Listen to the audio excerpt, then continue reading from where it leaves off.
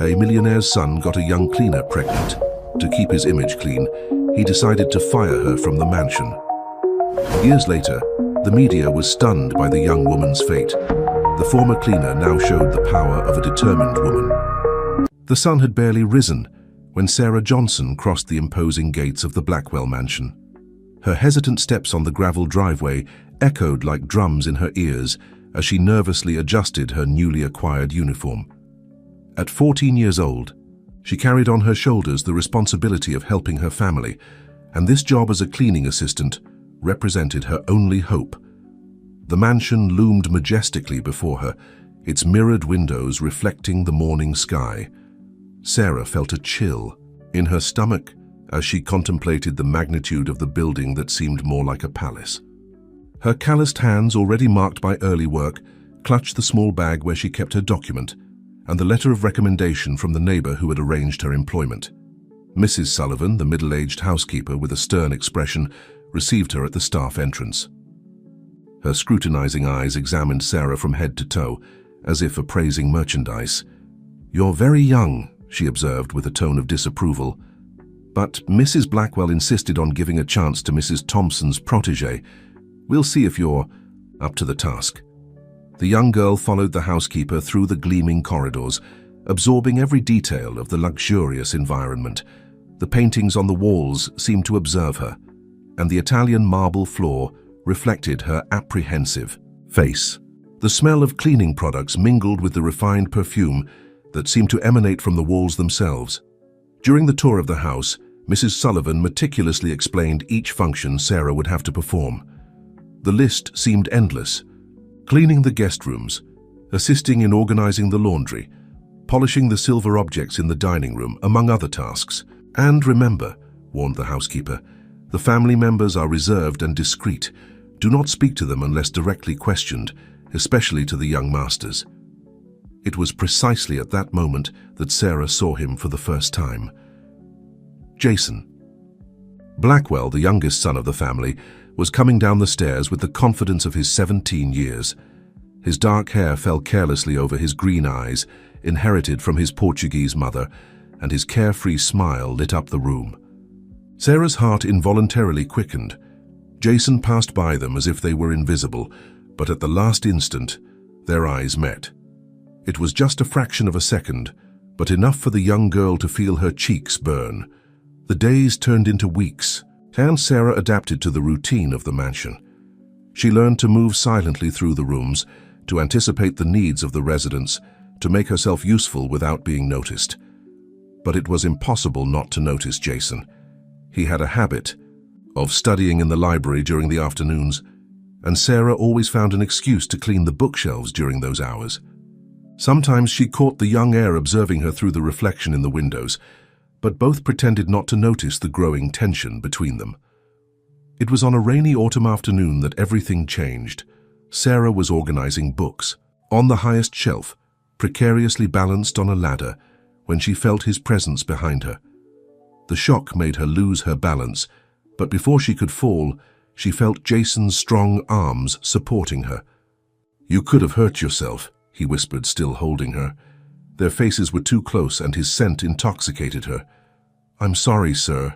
She tried to disentangle herself, aware of the impropriety of that situation. "Jason?" he gently corrected. "Call me Jason." From that day on, they began a dangerous game of glances and furtive encounters. Jason started to appear coincidentally in the places where she worked. Whispered conversations in empty corridors, brushing of hands as they passed. Each other, knowing smiles exchanged in secret. Sarah knew she was playing with fire. Mrs. Sullivan's words echoed in her mind as a constant warning, but her teenage heart couldn't resist the charm of the young heir.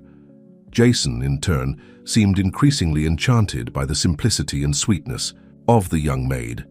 One night when the family had gone out to a charity event, Jason surprised her in the kitchen. Without saying a word, he took her hands in his and kissed her. It was a sweet and inexperienced kiss, characteristic of their youth but full of silent promises. "This is madness," Sarah whispered, when they finally parted. "Maybe it is," Jason replied, caressing her face, "but I've never felt anything so right in my entire life." What began as a teenage romance grew in intensity.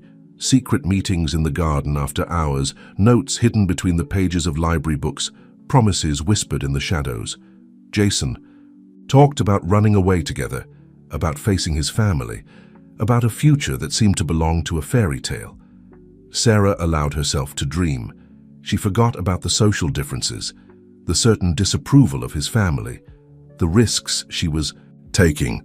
At 17, Jason had the power to make her believe that love could overcome any obstacle. But fate had other plans for that forbidden romance. And on a spring morning, while the mansion's garden exploded in colors, Sarah discovered that she carried in her womb the fruit of that impossible love. The news, which should have been a cause for joy, fell upon her like a sentence. The discovery of the pregnancy transformed the fairy tale into a nightmare. Sarah spent days trying to gather the courage to tell Jason, while fighting against mourning, sickness and the fear growing in her chest.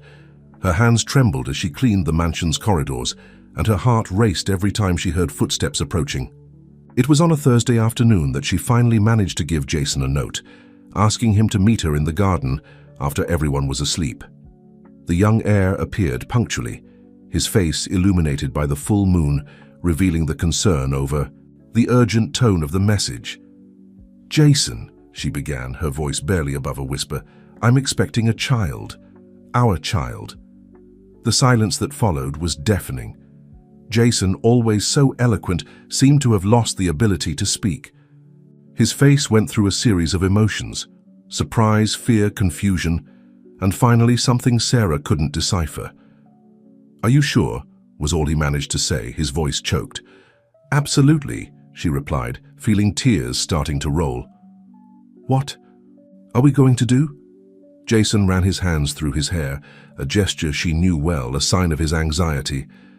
"I need time to think," he finally said. "I need to find a way to tell my parents, to solve this." But time was not on their side. The next morning, Sarah was called to the main office of the mansion. Her heart almost stopped when she saw not only Jason's parents, but also Mrs. Sullivan and a family lawyer seated around the imposing mahogany desk. "So it's true," Mrs. Blackwell's voice cut through the air like a razor. "The little maid seduced my son." Sarah felt the ground disappear beneath her feet. How had they found out? Her eyes instinctively searched for Jason, but he wasn't present. "Ma'am, she tried to explain, but was interrupted by Mr. Blackwell. "We don't want to hear your excuses," he declared coldly. "We've already made our decision.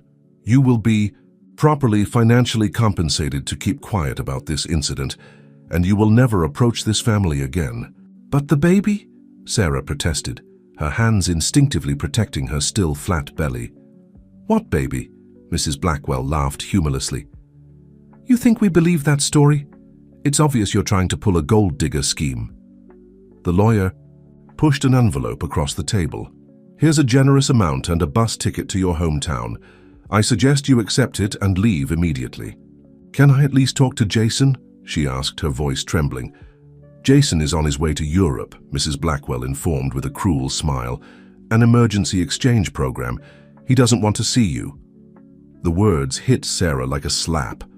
Jason had left without saying goodbye, without fighting for her, without even knowing he would be a father.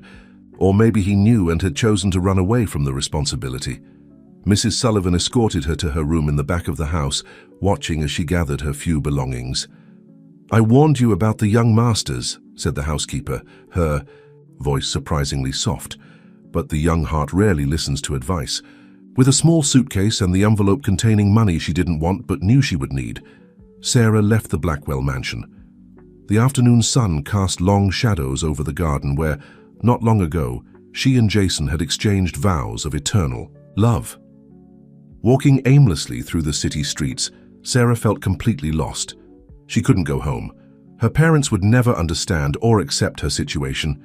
She had no friends in the big city, no qualifications beyond incomplete elementary education. It was when, sitting on a park bench trying to decide her next move, a strong wind snatched some papers from the briefcase of a man passing by in a hurry. Without thinking, she got up and ran to help collect the scattered documents. "Thank you," "Very much," said the man, a middle-aged gentleman with a police badge attached to his belt. "These are important department documents." Sarah handed over the papers, her hands still trembling from the emotion of recent events. The man, who introduced himself as Detective Robert Matthews, noticed her disturbed state. "Is everything all right, young lady?" he asked with genuine concern. Something in the detective's fatherly voice made the tears, held back for so long, finally overflow. Between sobs, Sarah found herself telling her story to this stranger, who listened with attention and compassion. "Come with me," he said, after hearing the entire account. "I know a place where you can stay for now and maybe even get a job." At that moment, without knowing it, Sarah was taking her first step towards a new life. A life that she would build with her own hands, no longer as the naive girl who dreamed of fairy tales, but as a determined woman to create a dignified future for herself and her child. The restaurant Flavor and Affection didn't have the glamour of the Blackwell mansion, but for Sarah, it represented a new beginning. Detective Matthews introduced her to Mrs. Lewis, the owner of the establishment, a 60-year-old lady with grey hair and a welcoming smile. The small restaurant was located in a modest neighborhood, but had loyal clientele, mainly workers from local businesses. "Experience in the kitchen?" asked Mrs. Lewis, observing the young woman with attentive eyes. "Just the basics I learned at home," Sarah replied timidly. "But I learn quickly and I'm not afraid of hard work." Mrs. Lewis exchanged a significant look with Detective Matthews, who nodded discreetly. "Well," she said, "I need someone to help. In the kitchen and in the dining room. The work is hard and the salary is modest, but we offer lodging in the small back room and 3 meals a day." Sarah felt tears return to her eyes, this time of gratitude. "When can I start?" "Right now," replied Mrs. Lewis, handing her an apron. "The first lesson is that in my kitchen no one stands still." The first days were a test of physical and emotional endurance. Sarah woke up before sunrise to help prepare breakfast, spent the day between pots and dishes, and only rested after the last customer left the restaurant. The pregnancy nausea made the work even more challenging, but she refused to show weakness. Mrs. Lewis, who initially seemed stern, revealed herself to be a patient and caring mentor. Noticing Sarah's genuine interest in cooking, she began to teach her the secrets of her traditional recipes. "Food is like life, girl," she would say, while demonstrating how to prepare her famous tomato sauce. "It needs time, attention, and love. Especially love." The weeks turned into months, and Sarah discovered in herself a natural talent for gastronomy. Her hands, previously dedicated only to cleaning, now created dishes that made customers sigh with satisfaction. Her first original dish, a reinterpretation of the traditional shepherd's pie, quickly became the clientele's favorite. As her belly grew, so did her confidence. Mrs. Lewis accompanied her to prenatal consultations and helped prepare the baby's layette. Detective Matthews, who had become a father figure, often appeared for lunch and to check if she was doing well. "You have a special gift," commented a regular customer after tasting her newest creation, a ravioli stuffed with pumpkin and cottage cheese. "You managed to transform simple ingredients into something extraordinary." It was during a particularly busy afternoon that Sarah had an idea that would change her future. Observing how customers reacted positively to her culinary innovations, which mixed traditional techniques with contemporary touches, she began to dream of her own restaurant. "Do you think I could one day?" she started to ask Mrs. Lewis, but didn't have the courage to complete the sentence. "Have your own restaurant?" completed the lady, smiling. "Of course you could. You have talent, dedication, and most importantly, you understand that true gastronomy is not about impressing, it's about nourishing people's souls." Sarah began to dedicate her few free hours to study. With Mrs. Lewis's help, she enrolled in a night course to complete her studies and began to read everything she could about restaurant management and gastronomy. One night, while organizing the day's accounts, Mrs. Lewis made a proposal that caught her by surprise. "How about we start doing some special events on Sundays? You could create a tasting menu, something more elaborate. We'd split the profits." The idea was an immediate success. Sarah's Sunday dinners began to attract a different clientele, including some local food critics. Her creations, which blended references from regional cuisine with refined techniques, caught the attention of specialized media. In the 8th month of pregnancy, Sarah had already managed to save a small nest egg and make a name for herself in the city's gastronomic circuit. Her son, whom she already knew was a boy, kicked enthusiastically whenever she was in the kitchen as if approving her culinary creations. "See," said Mrs. Lewis, placing her hand on the young woman's belly, "a chef is already being born in there." One afternoon, while preparing a new dish for the menu, Sarah was surprised by an unexpected visit. An elegant man, who introduced himself as Richard Henderson, owner of a successful chain of restaurants, had come especially to meet the young chef, who was revolutionizing the local gastronomy. "I heard you're self-taught," he commented, after tasting her famous shepherd's pie. "Impressive. I'd like to talk about a possible partnership." Sarah felt her heart race. It was her first real opportunity to realize her dream of having her own restaurant. But before she could respond, another familiar figure crossed the door of the establishment, making her world spin. Jason Blackwell was back. Time seemed to freeze when Sarah and Jason's gazes met. He was different, more mature, with a sophisticated air acquired during his time in Europe.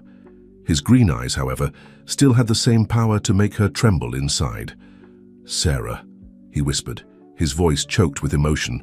His eyes instantly dropped to her prominent belly, and all color drained from his face. Richard Henderson, sensing the tension in the environment, discreetly moved towards one of the tables, pretending to examine the menu. Mrs. Lewis, who knew the whole story, positioned herself protectively next to Sarah. "What do you want?" asked Sarah, surprising herself with the firmness in her voice. She was no longer the frightened girl who had left the Blackwell mansion. I came back a week ago," Jason stammered, clearly unprepared for the situation. "When I read about you in the newspaper's food column, I couldn't believe it. I needed to see it with my own eyes." "Well, you've seen it," she replied, unconsciously protecting her belly with her hands. "Now, if you'll excuse me, I have a restaurant to run." "Please," he begged, taking a step towards her. "We need to talk. I didn't know. When I left, I didn't know about the baby. My parents sent me to Europe without explanation. I only found out the truth months later, through my sister." Sarah felt a pang in her heart. During all these months, she had nurtured the hurt, imagining that Jason had chosen to abandon her. The possibility that he had also been a victim of his family's manipulations had never crossed her mind. "Mr. Blackwell," interrupted Richard Henderson, approaching again, "forgive my intrusion, but Miss Sarah and I were in the middle of an important business meeting." Jason looked at the businessman as if he had just noticed his presence. His eyes narrowed slightly. "And you are Richard Henderson, owner of the Premium Flavor Restaurants," he introduced himself with a polite smile. "I'm here to propose a partnership to Miss Sarah. Her talent is too exceptional to be restricted to a single establishment." Sarah observed the interaction between the two men with a mixture of fascination and apprehension. Jason, the first love, who had broken her heart, and Richard, who represented an opportunity to realize her professional dreams. "Sarah," Jason spoke again, deliberately ignoring Richard's presence, "I know I have no right to ask anything, but please, give me a chance to explain everything, to be part of our child's life."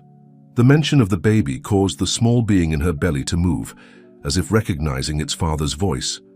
Sarah closed her eyes for a moment, trying to organize her thoughts.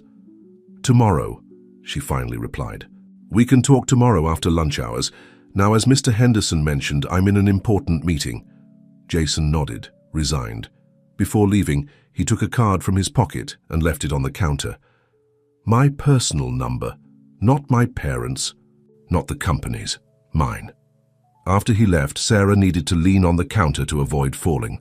Mrs. Lewis quickly brought a glass of water, while Richard waited patiently for her to compose herself. "I'm sorry about that," she murmured, but Richard waved away the apologies. "There's nothing to apologize for," he smiled gently. "In fact, this only increases my admiration for you, building all this on your own, in your circumstances. It's even more impressive than I imagined." In the hours that followed, Richard laid out his proposal. He wanted to open a new restaurant, more sophisticated than the previous ones, and offered Sarah not only the position of executive chef, but also partnership in the venture. "You'll have total creative freedom," he assured. "I want your signature to be the soul of the place. And of course, we can adjust your hours when the baby is born." The proposal was tempting. More than tempting, it was practically a dream. But Sarah asked for time to think. Her head was spinning with the day's events. That night, back at the hotel, Sarah gathered her inner circle for a private celebration. Gabriel prepared a simple but delicious dinner using local ingredients. Her son, although fighting sleep, insisted on staying awake to toast like a grown-up. As they savored the meal, the conversation naturally flowed to the future. Richard spoke about expansion plans for Roots and Wings. Jason mentioned the possibility of opening a branch of Culinary Seeds in New York. Gabriel, with a twinkle in his eyes, whispered something about putting down roots more permanently in the United States. Mrs. Lewis, observing everything with her wise gaze, finally spoke. "My dear, look around you. See what you've built, the lives you've touched. Remember that scared girl who arrived in my kitchen years ago. You've turned every obstacle into a stepping stone, every criticism into motivation. Whatever you decide to do next, I know it will be extraordinary." Mrs. Lewis's words resonated deeply with Sarah. Looking at the people gathered around her, her son, the father of her child, her partner, her business mentor, and her second mother, she felt a wave of gratitude and clarity. The future, with all its possibilities and challenges, stretched before her like an infinite menu of possibilities. And Sarah knew that with the right ingredients, love, dedication, and a dash of daring, she could create something truly memorable. As the night progressed and the Empire State Building glowed in the distance, Sarah made a silent toast to the past that had shaped her, the present that fulfilled her, and the future that promised even more culinary and personal adventures. The return to the United States after the award ceremony in Paris was marked by a warm reception. Fans, journalists, and aspiring chefs awaited Sarah at the airport, turning her arrival into a real event. Between flashes and requests for autographs, she found herself reflecting on how her life had transformed in recent years. In the days that followed, Sarah immersed herself in a series of meetings to discuss the future of her ventures. The TV show proposal continued to linger in her mind, a tempting opportunity to further expand her impact. It was during one of these meetings that a bold idea began to take shape. "What if we combined everything?" proposed Sarah, her eyes shining with the excitement of a new challenge. The TV show, Culinary Seeds, and a new approach for Roots and Wings. The idea was ambitious. Create a reality show that would follow young talents from Culinary Seeds in a culinary competition. The winner would gain the opportunity to work at Roots and Wings and open their own food truck, sponsored by the program. "This isn't just entertainment," Sarah explained to the production team. "It's a real chance to change lives and inspire a new generation of chefs." The concept was received with enthusiasm, and soon the preparations for the show, titled Flavors of Tomorrow, were in full swing. Sarah found herself immersed in a new world of cameras, scripts, and culinary challenges. Meanwhile, her personal life was also undergoing significant transformations. Gabriel, fulfilling his promise to put down roots in the United States, proposed that they live together. The decision wasn't easy, considering the family dynamic already established with Jason and their son, but with open dialogue and mutual respect, they found an arrangement that worked for everyone. Their son, now 7 years old, was more than excited about the news. "Can I be a judge on the show, Mom?" he asked, making Sarah laugh with his imitations of food critics. The recordings of Flavors of Tomorrow began, bringing renewed energy to Culinary Seeds. The participants, young people from different parts of the United States, brought stories of overcoming and a contagious passion for cooking. Sarah found herself deeply touched by the competitors' journeys. There was Lisa, an 18-year-old from a community in Los Angeles whose talent for vegan dishes surprised everyone. Carlos, a 20-year-old man from rural Texas, blended modern techniques with traditional recipes from his grandmother. and Mariana, a 23-year-old single mother, whose determination to create a better future for her daughter through gastronomy moved everyone. As the program progressed, Sarah realized she was learning as much as she was teaching. Each challenge, each story shared by the participants, added new layers to her own understanding of cooking and life. A particularly emotional episode involved a comfort food challenge, where participants had to create dishes inspired by their childhood memories. The stories and flavors that emerged were so powerful that Sarah decided to incorporate some of them into the Roots and Wings menu. The success of the program exceeded all expectations. Flavors of Tomorrow became a national phenomenon, attracting millions of viewers and inspiring a movement of appreciation for social gastronomy. As the show approached its conclusion, Sarah found herself facing an unexpected decision. The success of the program had generated invitations to expand the concept internationally. Producers from various countries were interested in creating local versions of Flavors of Tomorrow and Culinary Seeds. The prospect of taking her project to the world was exciting, but also scary. It would mean more travel, more time away from home, new cultural and logistical challenges. One night, after a long day of filming, Sarah gathered her inner circle for a frank conversation. Gabriel, Jason, Richard, Mrs. Lewis, and even her son, who insisted on staying awake for the adult meeting, gathered in the home kitchen. "I need your opinion," Sarah began, her voice mixing exhaustion and excitement. "Expanding internationally is an incredible opportunity, but it also means big changes for all of us." The discussion that followed was intense and exciting. Each offered their perspective, weighing pros and cons. Gabriel talked about the culinary possibilities of working in different cultures. Jason expressed concern about how this would affect Sarah's time with their son, but also recognized the importance of the opportunity. Richard addressed the practical and financial aspects of expansion. It was her son, however, who offered the most surprising perspective. "Mom," he said, his voice small but decided, "you always say that food brings people together. Imagine how many people you can unite around the world." The simple but profound words of her son touched Sarah deeply. She looked around the table at the people who formed her foundation and felt a wave of gratitude and courage. "Let's do this," she finally announced, "but let's do it our way, together." That night, while the rest of the house slept, Sarah stayed awake, her mind buzzing with ideas. The future opened before her like a vast menu of possibilities, full of new flavors to explore and lives to transform. With a smile, she began to sketch plans for the next great adventure. The world was waiting, and Sarah was ready to serve it. With all the love, creativity, and passion she had cultivated throughout her extraordinary journey. The months that followed the decision to expand internationally were a whirlwind of activities for Sarah and her team. The challenge of adapting Flavors of Tomorrow and Culinary Seeds to different cultures and socio-economic realities was monumental, but also incredibly stimulating. The first stop on the global journey was Mexico. Sarah, accompanied by Gabriel and a small team from the United States, arrived in Mexico City determined to deeply understand the rich local culinary tradition before implementing the program. "We can't simply replicate what we did in the US," she explained during a meeting with local producers. "We need to honor Mexican culture and traditions, incorporating them organically into our concept." The days were long and intense. Sarah immersed herself headfirst into the Mexican gastronomic scene, visiting from renowned restaurants to humble street taquerias. Each flavor, each technique, each story behind the traditional dishes was absorbed with enthusiasm and respect. It was during a visit to a local market that Sarah had an encounter that would change her perspective.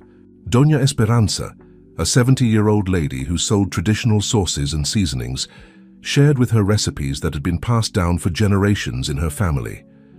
"Food is our history, our soul," said Doña Esperanza, her eyes shining with wisdom.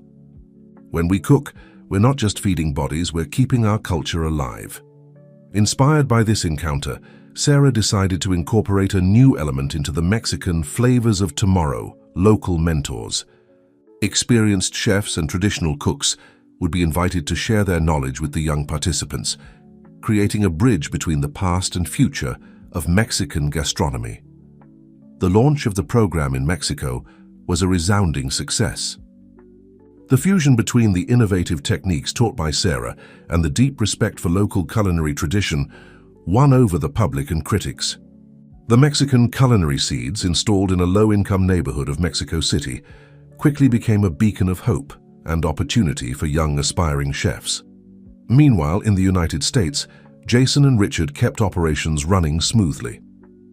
Her son, now 8 years old, divided his time between school and special classes at Roots and Wings, where he developed a precocious talent for cooking under the loving supervision of Mrs. Lewis. The nightly video calls with her son were the highlight of Sarah's day. "Mom, guess what?" he exclaimed excitedly one night. "I made my first bechamel sauce today. Mrs. Lewis said it was perfect." Pride and longing mixed in Sarah's heart. The distance was difficult, but she knew she was building something important, not just for herself, but for countless young people around the world. After the success in Mexico, the expansion continued at an accelerated pace. India, South Africa, Italy, each country presented new challenges and unique opportunities. Sarah strived to immerse herself in the local culture of each place, always seeking the perfect fusion between innovation and tradition. In India, she marveled at the complexity of the spices and millennial techniques. In South Africa, she was fascinated by the diversity of culinary influences. In Italy, she rediscovered her gastronomic roots alongside Gabriel, who guided her through the traditions of his homeland. In each country, flavors of tomorrow and culinary seeds were adapted to reflect local realities, always maintaining the spirit of social transformation through gastronomy. It was during the inauguration of Culinary Seeds in Naples that Sarah received surprising news. UNESCO was considering including the project in the list of intangible cultural heritage of humanity, recognizing its global impact on the preservation and evolution of culinary traditions. Moved by the news, Sarah decided it was time to gather all the people who had made that dream possible. She organized a special event at the original Roots and Wings in New York, inviting representatives from all countries where the project had been implemented. The night of the event was magical. The restaurant was decorated with elements from all cultures that now were part of the Flavors of Tomorrow family. Chefs, students, and mentors from various countries mingled, exchanging stories and recipes. Sarah, radiant in a dress that blended elements from all the cultures she had embraced, took the stage to give a speech. By her side were Gabriel, Jason, Richard, Mrs. Lewis, and of course, her son, now a young chef in training.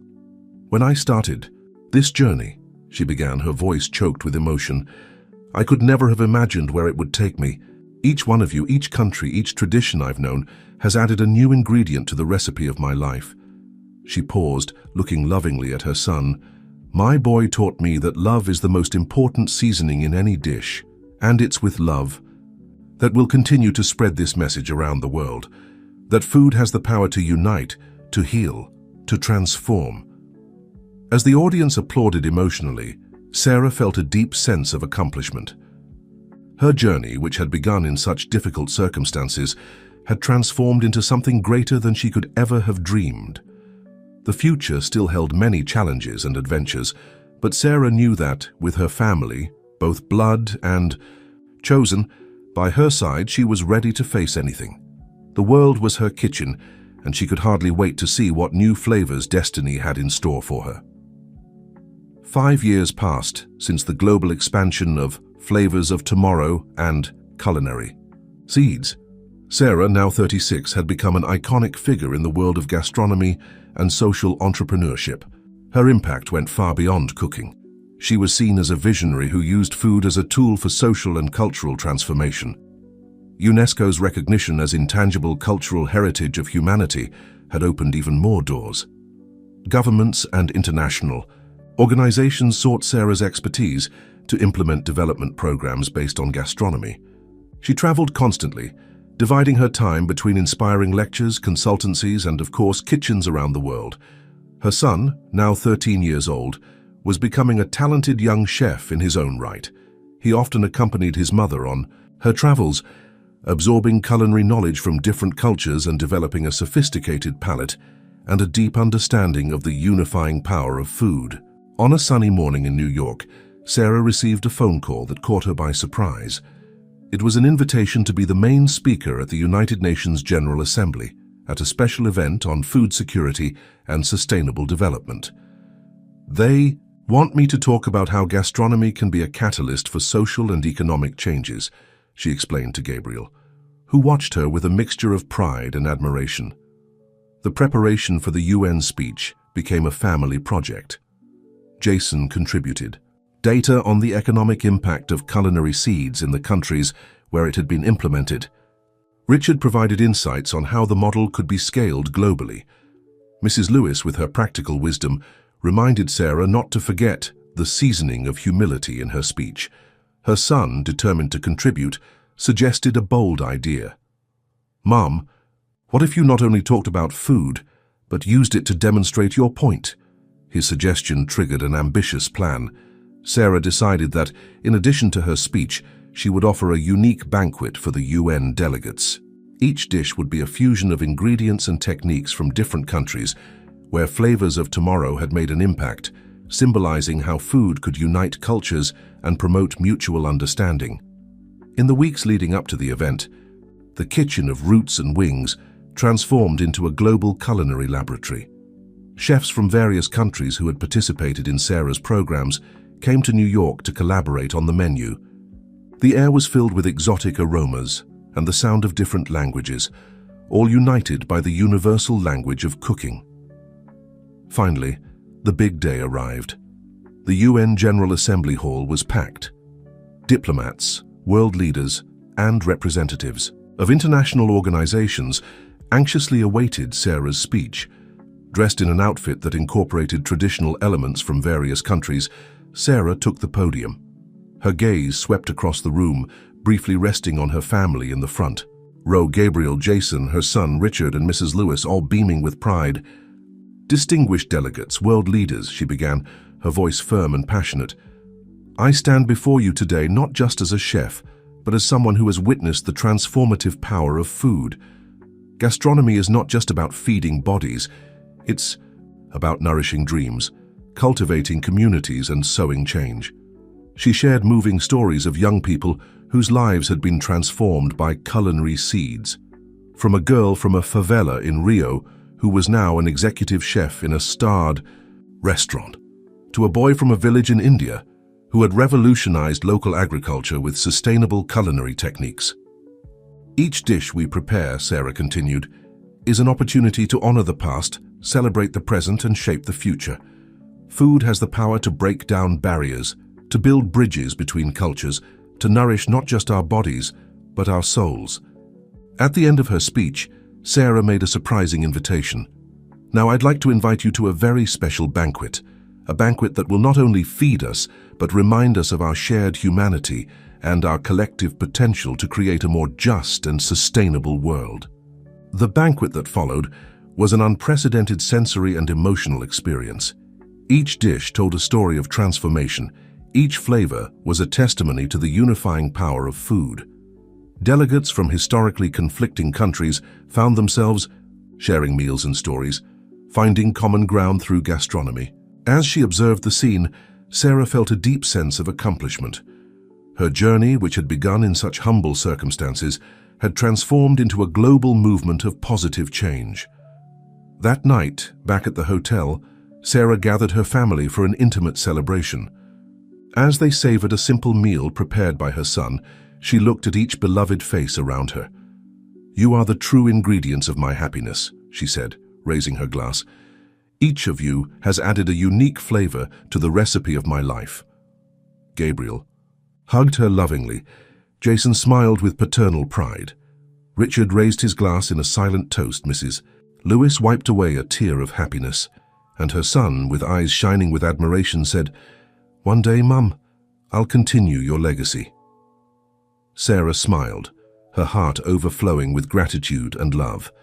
The future was bright and full of possibilities, like an infinite menu of experiences and flavors to be explored, and she could hardly wait to see what new dishes life had in store for her. The years that followed the UN speech were ones of intense activity and growth for Sarah and her global network of projects. Flavors of Tomorrow and Culinary Seeds had expanded to over 50 countries, transforming into a global movement of empowerment through gastronomy. Sarah, now 40, found herself at a crossroads. The success of her ventures was undeniable, but she felt it was time for a new evolution. After months of reflection and discussions with her family and team, she came to a bold decision. It was time to pass the torch. "I'm not retiring," she explained during a meeting with her global team, broadcast live to all Culinary Seeds units around the world. "I'm evolving. It's time to make room for new voices, new ideas."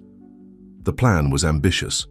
Transform the management of Flavors of Tomorrow and Culinary Seeds into a global cooperative model. Each country would have autonomy to adapt the programs to their local realities, but all would be united by a common philosophy of social transformation through gastronomy. Her son, now 17 and about to graduate high school, was the first to support his mother's decision. "It's like in the kitchen, Mom," he said with wisdom beyond his years. "Sometimes we need to step back a little for the dish to develop its own flavors." The transition wouldn't be easy. Sarah spent the following months traveling tirelessly, preparing local leaders to take on more responsibilities. In each country, she sought to identify and nurture talents that could carry the project forward. It was during one of these trips, in a small village in northern Thailand, that Sarah had an encounter that reaffirmed her decision. She met Mai, a 19-year-old girl who had transformed the local economy through techniques learned at Culinary Seeds. Mai had created a cooperative that united local farmers and young chefs, revitalizing traditional dishes and creating new recipes that attracted tourists from all over the world. "You gave us the tools," Mai told Sarah, "but we found our own culinary voice." Back in the United States, Sarah immersed herself in preparations for what would be her last major project as direct leader, a global gastronomy festival that would bring together representatives from all countries where Flavors of Tomorrow and Culinary Seeds had left their mark. The event, dubbed Flavors Without Borders, would be held in New York, where it all began, the first Roots and Wings. For a week, the city would transform into a melting pot of culinary cultures, with chefs from around the world sharing their stories, techniques, and visions for the future. The preparations for the festival were intense. Gabriel coordinated the culinary logistics, ensuring that each country had the necessary ingredients for their demonstrations. Jason and Richard took care of the financial and organizational aspects. Mrs. Lewis, even at 80, insisted on personally supervising the hospitality for international guests. Her son, in turn, surprised everyone by proposing a special challenge for the festival, a competition where teams from different countries would work together to create dishes that fuse their culinary cultures. "It's a way to show that our differences can create something beautiful when we work together," he explained, filling Sarah with pride. On the opening night of the festival, Roots and Wings was unrecognizable. The space had been expanded to accommodate stands from over 50 countries, each showcasing their culinary specialties and transformation stories. Sarah, dressed in an outfit that incorporated elements from all represented cultures, took the stage for her opening speech. Looking at the diverse crowd before her, chefs, farmers, students, diplomats, she felt a wave of emotion. 26 years ago, she began, her voice laden with emotion. "I was a scared young girl, pregnant and without prospects, working as a cleaning assistant. Today I stand before you not as a leader, but as part of a global community of dreamers and achievers." She paused, her eyes finding the familiar faces of her family in the front row. "What we've built together goes far beyond gastronomy. We've created bridges between cultures, transformed lives, and shown that food can be the universal language of hope and change." As the festival progressed, Sarah found herself assuming a new role, that of observer and mentor. She walked through the stands, listening to stories, tasting dishes, and most importantly, seeing how the movement she had initiated had taken on a life of its own. On the closing night, after a week of intense culinary and cultural exchanges, Sarah gathered all participants for a special dinner. The menu, collaboratively created by chefs from various countries, was a celebration of diversity and unity found through food. As she observed the scene, hundreds of people from different backgrounds sharing meals, stories, and dreams, Sarah felt a deep sense of accomplishment. Her legacy wasn't just the restaurants, TV shows, or even the culinary schools. It was this global community, united by the transformative power of gastronomy. Later that night, in an intimate moment with her family, Sarah finally shared her plans for the future. "I'm going back to my roots," she announced, surprising everyone.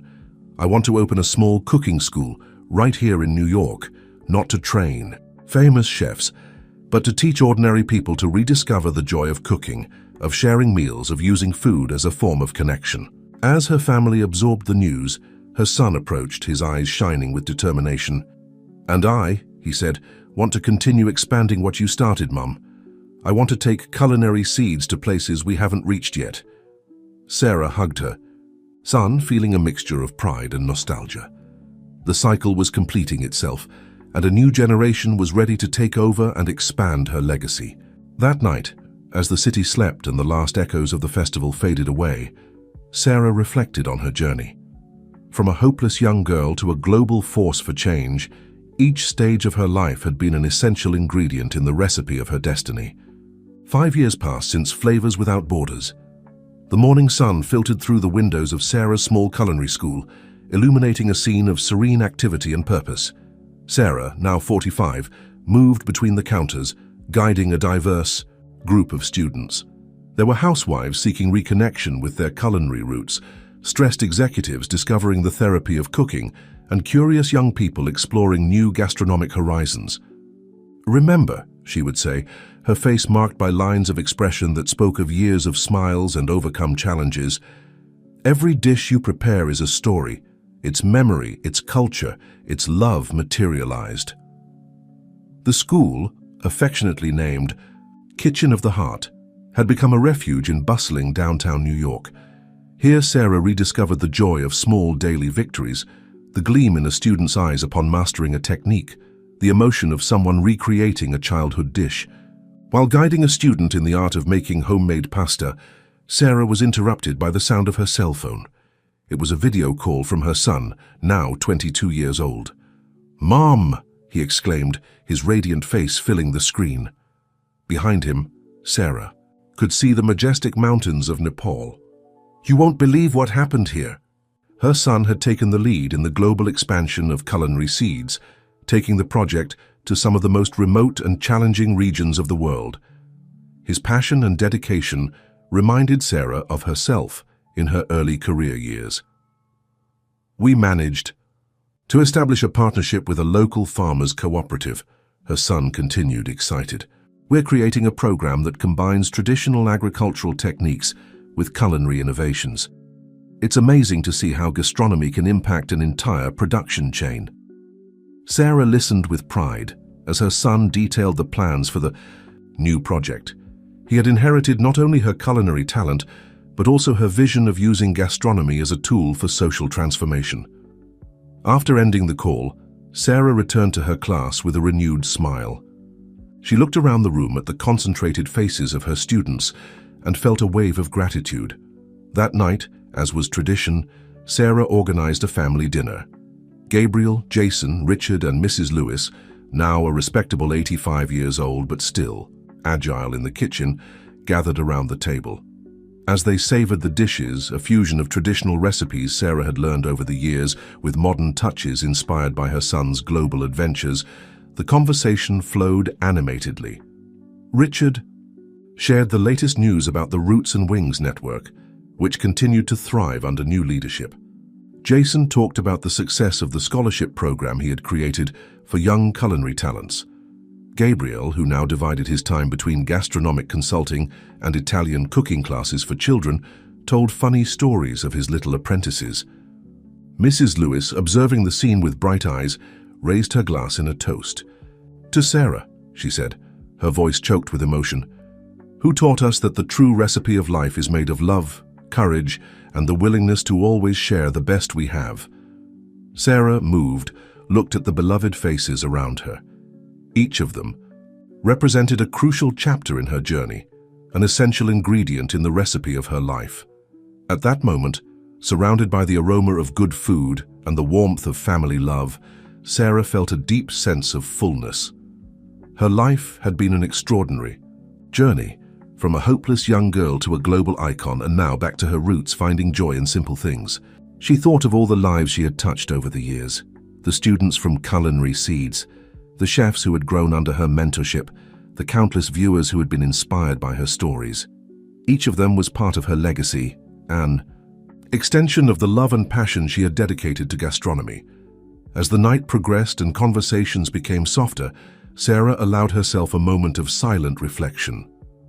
The path that had brought her here had been long and often difficult, but each challenge, each obstacle, had been an essential ingredient in her life recipe.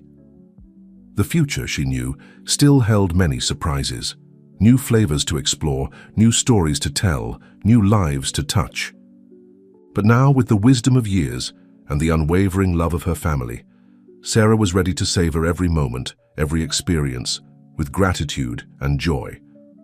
And so, as the moon rose in the New York sky and the sounds of the city created a soft nocturnal symphony, Sarah raised her glass in a silent toast to life, to love, and to the eternal magic of food that unites people and transforms destinies. The banquet of life continued, and Sarah could hardly wait to taste the next dish that destiny would serve her. 10 years had passed since we last saw Sarah. Now, at 55, she watched the sunset from the balcony of her home in New York, reflecting on the changes a decade had brought. The Kitchen of the Heart, her cooking school, had expanded to 3 units in the city, becoming an internationally recognized culinary refuge.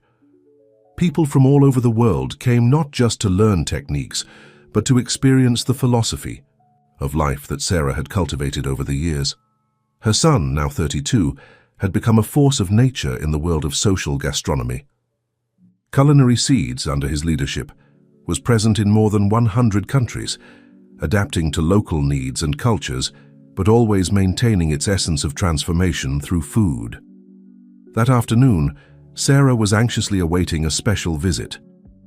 Her son was returning from a long trip through Africa, where he had established new Culinary Seeds centers in regions affected by conflict and food insecurity. The sound of a car parking made Sarah's heart race. Moments later, her son entered, his face tanned and his eyes shining with the energy of someone who had found their purpose in life. "Mom!" he exclaimed, hugging her tightly. "I have so many stories to tell." As they settled on the balcony with cups of freshly brewed American coffee, her son began to share his experiences. He spoke about a village in South Sudan where the program had not only improved local nutrition, but also helped establish a dialogue between previously conflicting communities. "It's incredible, Mom," said her son, his eyes gleaming with emotion. "I see your legacy spreading in ways we never imagined. In every place we visit, we find people who were inspired by your story." Sarah listened with her heart full of pride and gratitude. Her son had not only continued her work, but had elevated it to new heights. "But I didn't just come to tell stories," her son continued, his tone becoming more serious. "I have a proposal for you, Mom, one that could change everything." Again, Sarah leaned forward, intrigued. Even after so many years, the idea of a new challenge made her heart beat faster. "The UN is planning a global initiative to combat hunger," her son explained. "They want Culinary Seeds to be the flagship of the project, and they want you, Mom, to lead it all." The world seemed to go silent for a moment as Sarah absorbed the magnitude of the proposal. At 55, when many would think about slowing down, the universe was offering her the chance to amplify her impact in a way she had never imagined. I don't know what to say," Sarah finally responded, her mind spinning with the possibilities. Her son smiled, recognizing the gleam in his mother's eyes, the same gleam she had when facing a new culinary challenge. "You don't need to answer now," he said softly. "But remember what you always taught me. Life is like a great banquet, and it would be a shame not to taste all the dishes it offers." As the sun set over New York, casting golden hues over the city, Sarah felt a familiar wave of excitement and purpose. The aroma of a new adventure hung in the air, as tempting as the most exotic of dishes. She looked at her son, at the city she loved, and at the vast world beyond. With a smile, Sarah realized she was hungry for this new challenge. The next chapter of her extraordinary journey was about to begin, and she could hardly wait to savor every moment of it. The Grand Hall of the UN in New York was filled with dignitaries, world leaders, and representatives of humanitarian organizations. At the center of the stage, Sarah, now 56, prepared to present the Global Initiative Against Hunger, an unprecedented collaboration between Culinary Seeds and the United Nations. Dressed in an outfit that blended elements from various cultures, an African shawl, Indian jewelry, and a cut reminiscent of Japanese kimonos, Sarah was the embodiment of the global unity that the project represented. "Distinguished guests," she began, her firm voice echoing through the hall, "we are here today not just to discuss policies or numbers, but to rekindle the most fundamental of human connections, the one that occurs around a shared table." As she spoke, images of Culinary Seeds projects around the world were projected behind her, from community gardens in Brazilian favelas to school feeding programs in Southeast Asia. "Hunger is not just a matter of scarcity," Sarah continued, her passion palpable. "It's a matter of distribution, education, and above all, reconnection with our culinary and agricultural roots." She then presented the bold plan of the initiative: establish culinary and agricultural training centers in regions affected by food insecurity, create local food distribution networks, and implement educational programs that combined nutrition, cooking, and sustainability. But the true heart of this project, Sarah emphasized, lies in the idea that each community has its own culinary wealth. "Our goal is not to impose top-down solutions, but to empower people to rediscover and value their own gastronomic treasures." The presentation was received with a standing ovation. World leaders approached to express their support, and funding commitments began to emerge almost immediately. Backstage, her son hugged his mother with pride. "You nailed it, Mom," he said, his eyes shining. "This is going to change the world." In the months that followed, Sarah found herself immersed in frantic activity. Constant travel, meetings with government leaders, training local teams. Each day brought new challenges and opportunities. One of the most ambitious projects was established in the African Sahel, a region plagued by drought and food insecurity. Sarah worked closely with local communities to develop drought-resistant farming techniques and revitalize traditional recipes that had been forgotten over time. During a visit to a village in Mali, Sarah had a moment of profound connection. A local elder, with hands calloused by decades of work, taught her how to prepare an ancestral dish made with a type of drought-resistant millet. "This knowledge," said the elder through an interpreter, "is our heritage. You have helped us remember its value." As she savored the dish, Sarah felt tears in her eyes. This was the true power of food, not just to nourish the body, but to connect. Generations preserve cultures and restore dignity. Back in the United States, Sarah worked tirelessly to adapt the Culinary Seeds model to the massive scale of the UN initiative. New partnerships were formed with universities, technology companies, and community-based organizations. Gabriel, now her life partner for so many years, became an essential pillar of support, managing domestic operations while she traveled the world. Jason and Richard, although older, remained active, offering strategic guidance and logistical support to the expanding project. One night, after a long day of video conferences with field teams on different continents, Sarah found herself in the home kitchen, preparing a simple dish of beans and rice. As she stirred the pot, the familiar aroma filling the kitchen, she was overcome by a wave of emotion. Somehow this simple act of cooking, the same one she had learned from Mrs. Lewis so many years ago, connected her with all the kitchens around the world where her work was making a difference. Gabriel entered the kitchen, attracted by the smell. Smells like home," he commented, hugging her from behind. Sarah turned, looking into the eyes of the man who had been by her side through so many adventures. "You know," she said softly, "sometimes I wonder if I'm doing enough. The world is so big, the problems so complex." Gabriel smiled, taking a spoon to taste the beans. "Sarah," he said after savoring, "you've transformed your life into a banquet of love and compassion.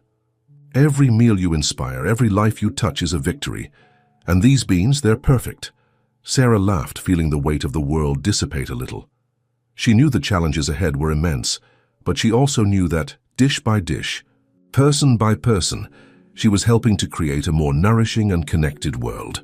As they sat down to dinner, Sarah made a silent prayer of gratitude for the journey life had given her, for the family that supported her, and for the ongoing opportunity to use food as a force for global transformation. The aroma of beans and rice filled the kitchen, a comforting reminder that no matter how far she traveled or how grand her projects were, the heart of her mission would always be rooted in the simple and powerful flavors of home. 3 years had passed since the launch of the Global Initiative Against Hunger. Sarah, now 59, found herself in a golden wheat field in rural Ukraine, observing a scene that seemed impossible just a few years ago. Local farmers, many of whom had lost everything during the recent conflict, worked side by side with young chefs trained by the Culinary Seeds program. Together, they were not only cultivating food, but also revitalizing nearly forgotten culinary traditions and creating new recipes that combined modern techniques with ancestral ingredients. "Look, Sarah," said Olena, a middle-aged local farmer, offering her a piece of freshly baked bread. "This is made with the wheat we planted and a fermentation technique your program taught us. It's the taste of hope." Sarah bit into the bread, feeling the crispy crust and soft crumb. The flavor was complex. Nutty notes, a touch of acidity from the fermentation, and something deeper, almost indescribable. It was the flavor of resilience, of a rebuilt community. As she walked through the field, Sarah reflected on the global impact of the initiative.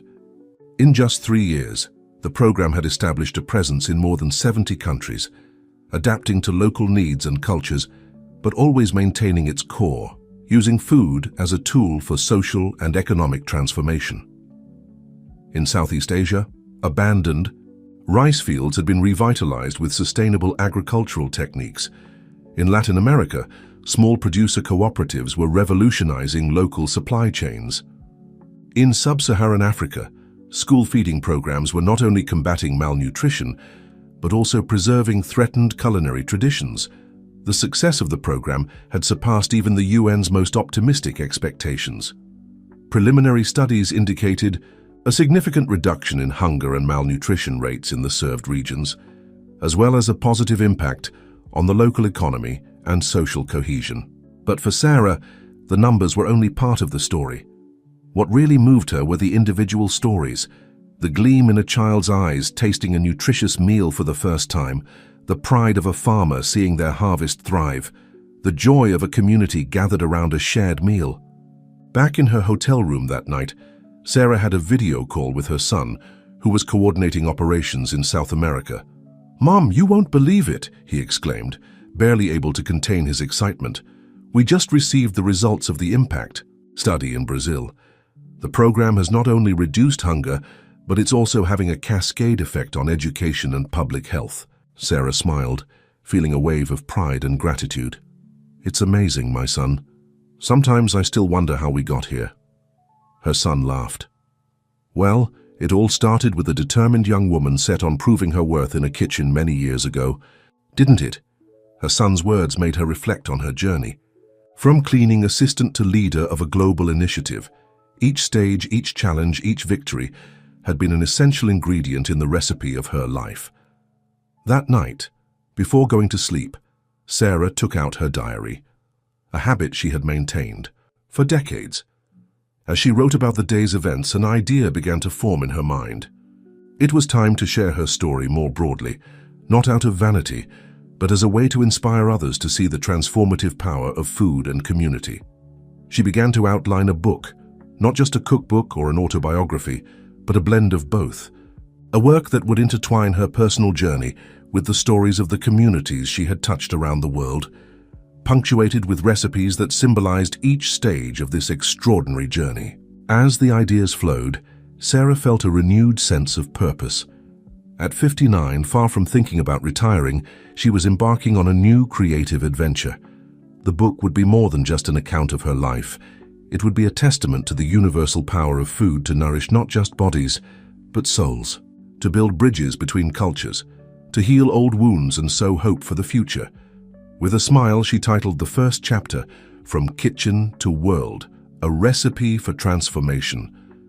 As night fell in Ukraine and the aroma of freshly baked bread still lingered in her memories, Sarah fell asleep with a feeling of deep gratitude and anticipation. The next chapter of her life was just beginning, and she could hardly wait to see what new flavors and stories it would bring.